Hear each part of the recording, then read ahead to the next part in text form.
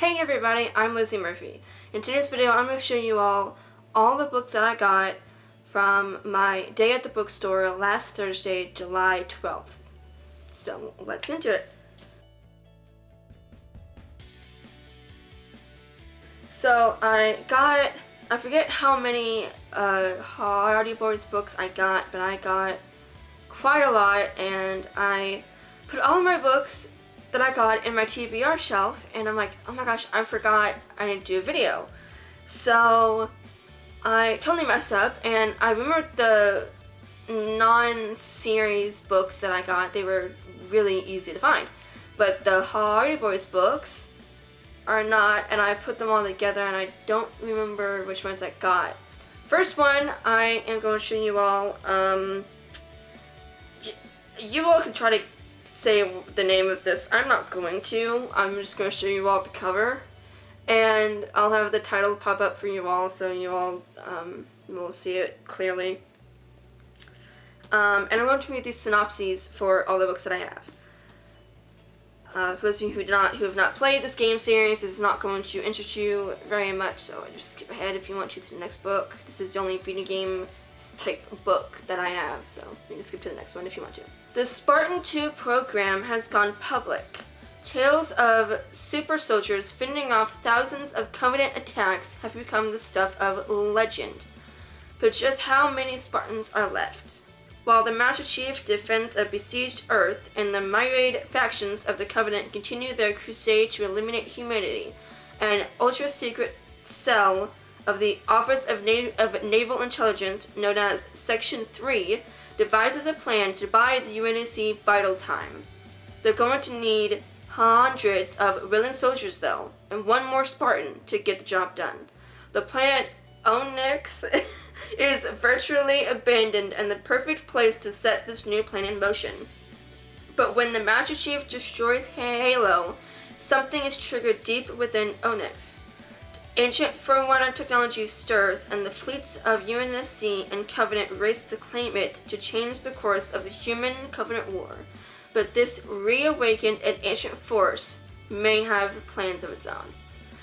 So yeah, it seems like this takes place before Halo 4, because Ancient Forerunner but this reawakened and ancient force may have plans of its own. It sounds like the Didact from Halo 4.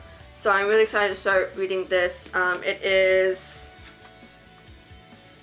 382 pages, so I'm really excited for this.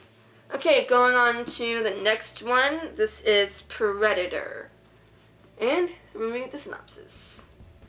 Her search for the Predator has made her the prey.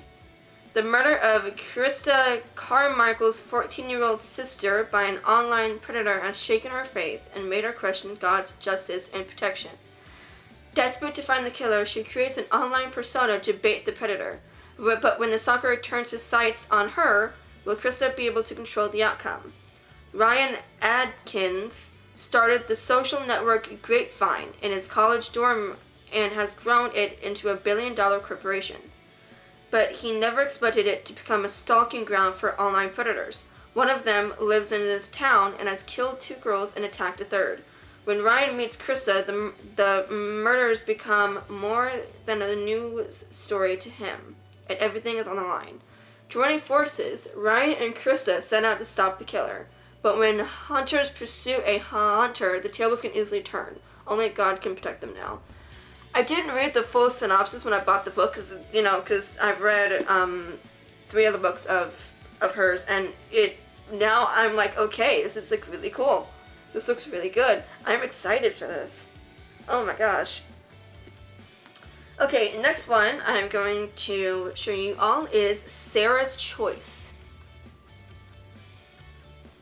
And on to the synopsis. As Sarah Turner tends the lock on the Lehigh Canal in Walnutport, Pennsylvania, she'd like nothing better than to get away from the canal, having enough of it as a child when she led the mules that pulled her father's boat.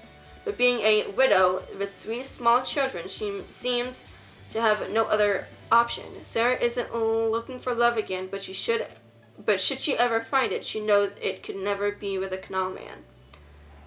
Elias Brooks has left his newspaper job in Easton to captain the canal boat bequeathed to him by his grandfather. When he stops at the lock, Elias meets Sarah, a pretty woman with determination and courage, and her 3 small children who seem eager for his attention. Could a woman like her ever look past the ugly red birthmark on the side of his face and see the heart within? Sarah's side job is baking bread for boatmen, and one good-looking blacksmith named Patrick O'Grady, who will unlock the key to Sarah's heart, the boatman or the blacksmith. Yeah, I'm kind of wondering about the ugly red birthmark on the side of his face. What does that mean? This looks really good, though. Yeah, I'm pretty excited for this one, too. This is good. So, the next one I got, it's an adaptation from the movie. I never saw the movie, but I want to still. It's Priceless. And it looks really good. The movie looked good, too, so I'll go ahead and read the synopsis. James Stevens was, at one time, a good man with a great life. After the tragic death of his wife and losing custody of his little girl, James is at the darkest crossroad of his life, angry, desperate, and unable to hold down a steady job. He agrees to drive a box truck on a shady, one-time trip across the country for cash, no questions asked. When he discovers what he is delivering is actually a who, the questions in his mind begin haunting him mercilessly. James becomes an unlucky hero who must fight to save the lives of 2 young women and finds himself falling in love with one of them. Can love, strength, and faith redefine his past and change the course of his future? Well, like I said, I wanted to see the movie, but I never did, and this looks so good. And I just realized the little box truck at the bottom of the cover. I don't know if y'all can see that, but that is actually pretty cool. Yeah, I want to read this, and I want to see the movie too. So I'll probably read this and then watch the movie. Okay, the last one I'm going to show you all, and actually, it's the one I'm going to be reading next as soon as I'm done reading the first book in the Match series. I actually already have a bookmark in it. But yeah, it's Twilight at Blueberry Barrens. Try saying that 10 times fast. And yeah, I mean, like, one, I just love the color because it's so pretty and everything. Like, look at that. That is like beautiful. So I am going to read you all the synopsis. Get that over there. Kate Mason has devoted herself to caring for her family's blueberry barrens. But after her fields stop producing fruit, she is forced to come up with alternative ways to make a living. Renting out the small cottage on her property seems an obvious choice, but it won't be enough. When entrepreneur Drake Newham shows up looking not only for a place to rent, but also for a nanny for his 2 nieces, it's almost too good to be true. And maybe it is, because Drake brings with him dangerous questions about who might be out to kill his family. The more time Kate spends with Drake and the girls, the more difficult it becomes to hide her attraction to him. But a family crisis isn't exactly the ideal time to pursue a romance. Meanwhile, Kate learns that her uncle, in prison for murder, has escaped. Add to that a local stalker who won't leave her alone, and Kate is looking over her shoulder at every turn. With threats swirling from multiple directions, she wonders if her blueberry fields will ever flourish again, or if this twilight is her last. Yeah. Like I said, I really want to read this. Like, I'm reading this as soon as I'm done reading the Match series, book 1, because I really want to read this. This sounds so good, and yeah. Oh my gosh, it sounds like exactly like a book I would love. Actually, for all of these books, and for, I think, I'm gonna take a rough guess, about 7 to 8 Hardy Boys books. I spent $35 on these, and between 6 and 8 Hardy Boys books. The Hardy Boys books were $1 each, and originally they're like 10 to 15.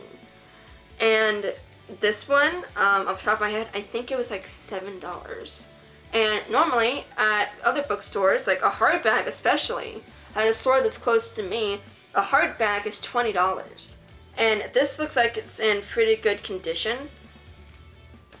That's it for today's video. I hope you all enjoyed it. Comment down below if you have read any of these books. I would love to hear some of your input, but don't spoil anything if you all have. Please, no spoilers. Like this video to support my channel. Subscribe if you have not already, and I hope to see you all in my next video. Bye everybody.